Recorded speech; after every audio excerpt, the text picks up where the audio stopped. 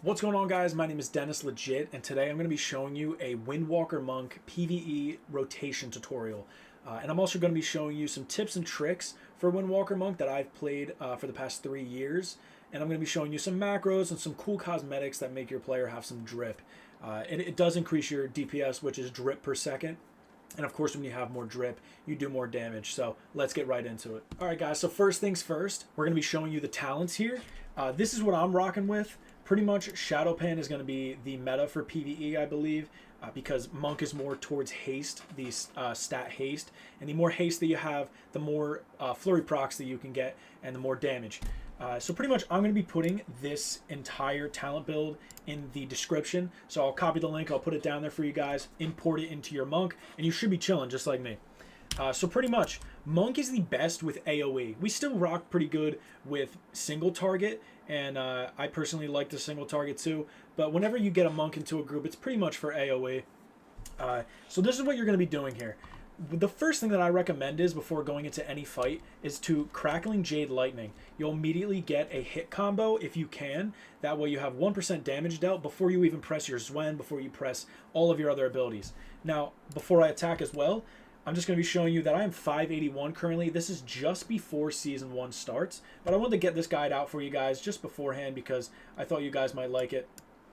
This is the gear that I'm rocking with. Nothing really crazy, but this is what I've been doing with, and I've been performing fairly well inside of dungeons. So here we go. And I also downloaded the add-on TrueFi GCD, so every time that I press a button, you'll be able to see it down below. So I probably won't be able to speak as much of what I'm pressing while I'm fighting. So just try to focus on the TrueFi GCD, and of course, if you have any questions, I'll answer them in the comments. But here we go. The first thing that I recommend before going into any fight is to Crackling Jade Lightning. Now, this will get you 1% damage for your hit combo before you press Xuen and before you press all of your trinkets and your big damage. So this is just a little minimal thing that'll help you out.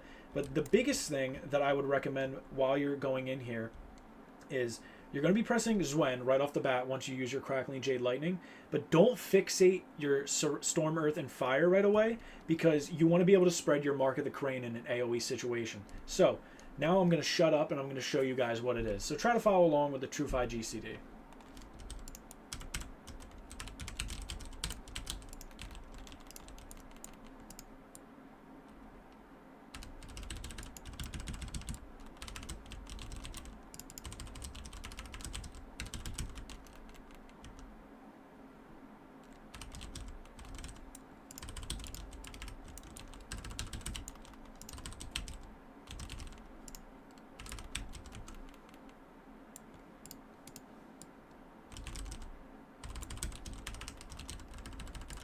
So that's pretty much the burst that you're going to be getting.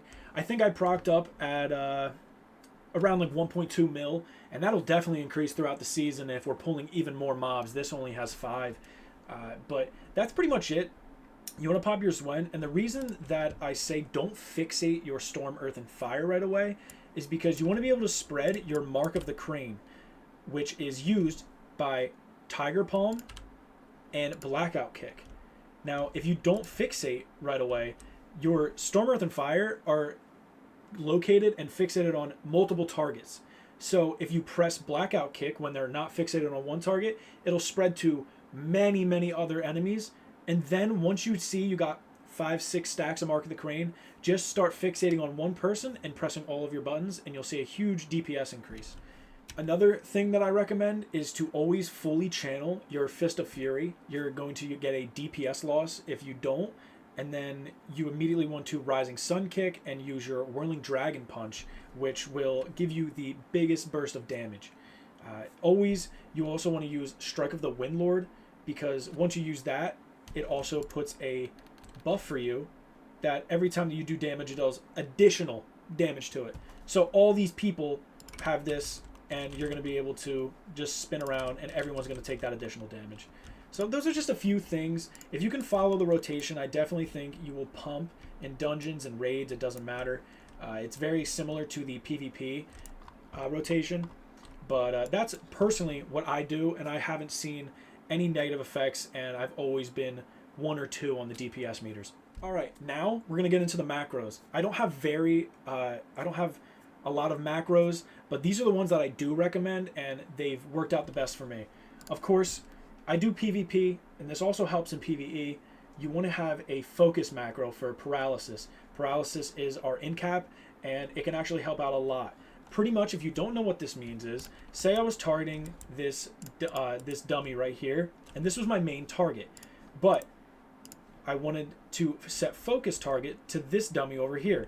I could be fighting this guy, and then I would press my target macro, and it would in cap this guy over here. So it makes you be able to focus more on this guy, and then quickly put your paralysis on him, maybe to interrupt a spell, maybe to stop a mob from coming over.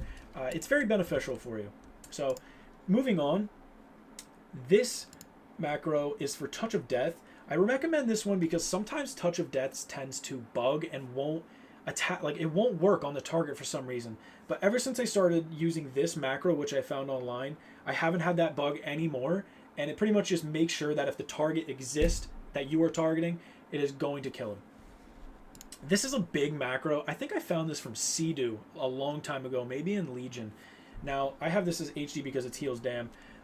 But what this does is, usually you would have on your spell bar Soothing Mist and Crackling Jade Lightning. So it would take up 2 slots on your spell bar instead of, and you would just bloat it. You know, you would bloat your thing. I like my UI looking clean. So what this macro does is, say I'm targeting this guy over here, this dwarf, I could use Soothing Mist on him. This macro will change to Soothing Mist, and I can heal it. Heal my friendly, heal me, it doesn't matter. But now if I click on this enemy target, it'll switch to Crackling Jade Lightning. So now when I press it, I'll do Crackling Jade Lightning. Now, this isn't really a game changer of a macro, but I think it's a quality of life is what I would call it. I definitely recommend this if you just want to reduce the bloat. Monk doesn't have a lot of keybinds as it is, but I don't want to be pressing as many. I don't want to get carpal tunnel. I have another focus kick macro for Spear Hand Strike. Same thing before. If I had this dummy set to a focus, I would be attacking this guy, and I would press that, and it would kick this target. Now these, I have different color for my ports, just because I didn't like how the icon looked for Transcendence and Transcendence Transfer. So pretty much what I did is I just made them red and blue. I don't know. It makes it look better for me. I think it looks way cooler, but definitely you don't need to do that. This one is a big one, I will say. Your Ring of Peace on a cursor. So pretty much what this does is, this has helped me out in Mythic Plus, in PvP, outside world content, everything. I could be running across here, and something will be happening in front of me. Wherever my cursor is at that time, if I press the button, that's where it's going to land. So instead of the typical, you would click the button and then the radius would pop up, you'd be able to just press it and it'll land there. So instead of doing 2 clicks, you know, you can just react really quick with a quick place it down wherever your cursor is. It takes some time to get used to, just because I know a lot of times in fights it gets chaotic and you don't know where your cursor went, but you'll definitely get used to it and it is beneficial for you. Alright, now I'm just going to get to the end portion. Now, I've been live streaming on Twitch at Windwalker Monk, and pretty much a lot of people come into the chat and they'll ask me what these cosmetics are, or what are these things coming out of my character, what, like, they look really cool. So I'm just going to go into detail about that. So pretty much in my macros here for Storm, Earth, and Fire, I have the Essence of Yu'lon. So what this is pretty much in the Mist of Pandaria remix, when you leveled up your cape, you got this toy called the Essence of Yu'lon, and every time it pops up, you get the Yu'lon wings, which was a legendary cloak in Mist of Pandaria. So pretty much, every time, I'm going to wait for it to go away, but every time that I press Storm, Earth, and Fire, that is going to pop up. And it doesn't do anything, but it makes it look really cool, and it makes me know that I pressed it. You know, it's like a signal. It's a visual. But it also looks super sick, and it explodes. I'm pretty sure you are the only person that's able to see that, though. Nobody else around you can see that. The other one that I have is Roll. Now, I have a macro for Roll because of this toy, Prismatic Bauble. Now, what this does is a shimmer with all the colors of the rainbow for 20 seconds. So every time that I press Roll, you're going to see a rainbow trail behind me. Again, these have no benefit to your DPS, but I think the drip per second is worth it in the long run. So this will just follow you around. And this is located in Dalaran in the children's section. It's like 237k gold, but I was super bored and I needed something to attain my ADHD there. So that's what we're doing there.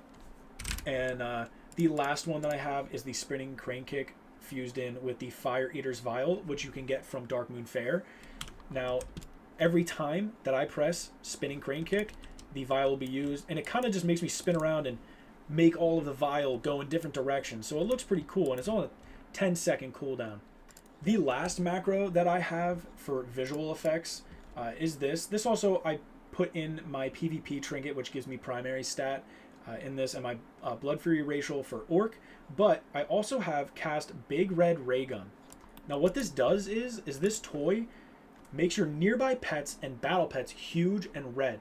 Now, Xuen looks absurd when you use this. So I'm going to pop Xuen, and look how big he gets.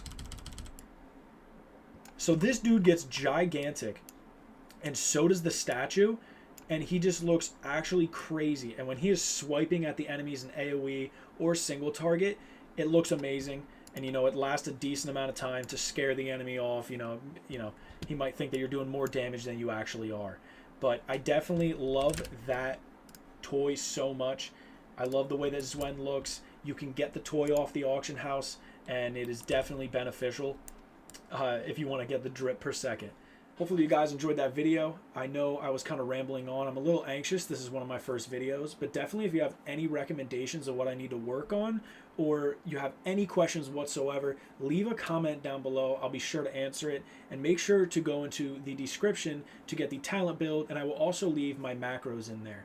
If you have any other questions, guys, leave it down below. Thank you very much, and I hope you have a good one.